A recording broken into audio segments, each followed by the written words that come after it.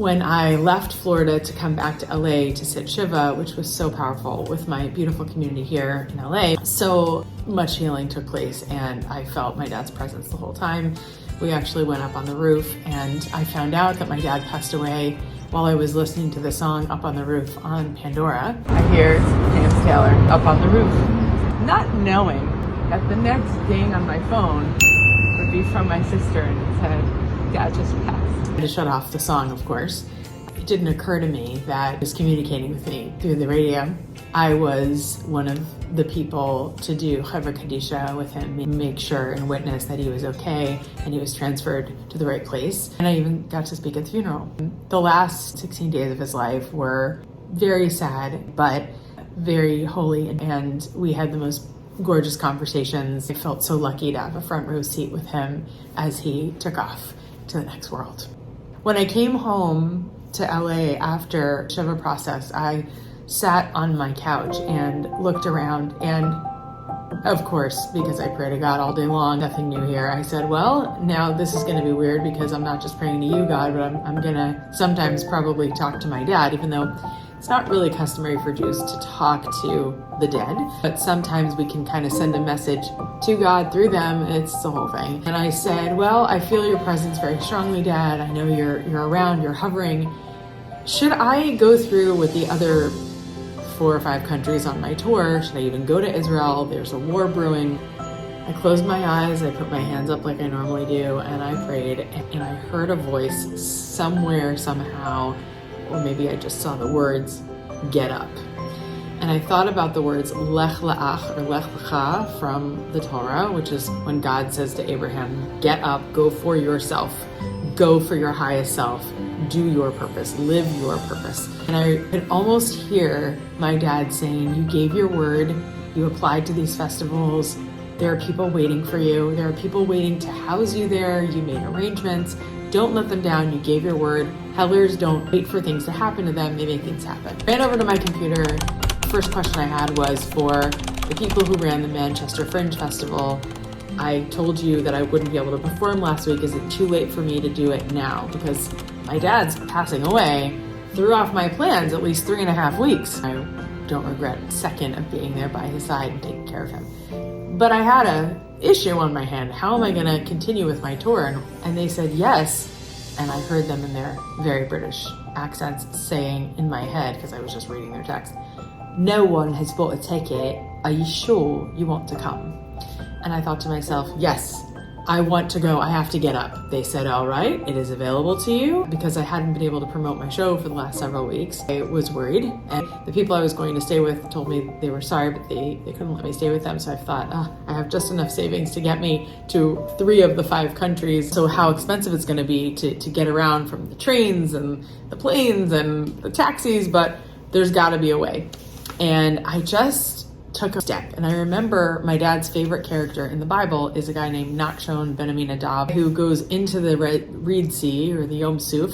The Jewish people and the Arab Rav and the Egyptians who wanted to escape what was going on in Egypt, they all went together into the Red Sea. And the only reason why it split is because they all were going together. Because this guy went all the way in, not just to the water up to here and not just to here, but over his nose until he couldn't breathe anymore. And he goes all the way in. And I just thought to myself, that's my dad's favorite character, and I'm going to honor his memory by going all the way in. And even if I show up at that theater just to show up and keep my word, and there's no one in the audience, at least I can say to my dad, hey, we made it, we showed up, and I made it here. Got on a plane the very next day on a Wednesday, and I arrived on a Thursday because of the time difference and the length of the flight.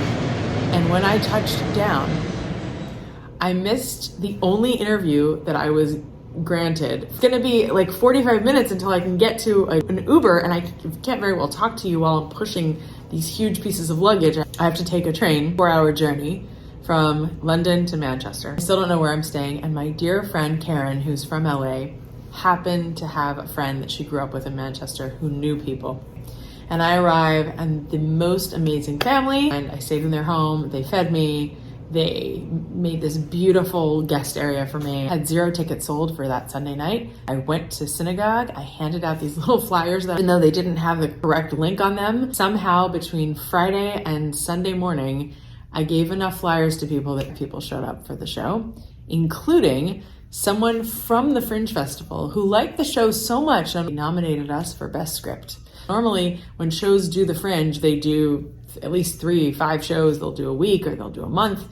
I had one chance. So that was really cool. I had the most amazing Q&A person who works with the sexual abuse community, and he was absolutely wonderful. And people enjoyed the Q&A so much they actually sat on the stage with us. They got out of their seats, climbed down, and just wanted to be closer to us. It was a lovely theater.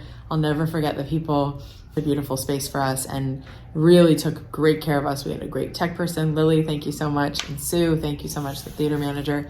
I loved my hosts. I got to see friends of mine from seminary, people who I went to school with in Israel who happen to live in Manchester. People are fascinating. Capture the different energies and experiences of people from all around the world. Every single person has their own mission and something that they can bring to the world and nobody else. And this interconnectedness, but also separation and difference, exemplifies and just portrays this point exactly. First of all, thank you, Barbara, for trying to spread light and Talmudic discourse on one-day life. In a sense that you have so many different people with different life experiences, different ages, and you have different perspectives, which if you look at all the characters, individually it seems as if there might be contradictions, but if you put it all together, there still shows there being one reality, like one God, one source, and everyone is really relating to the reality in a very objectively similar way.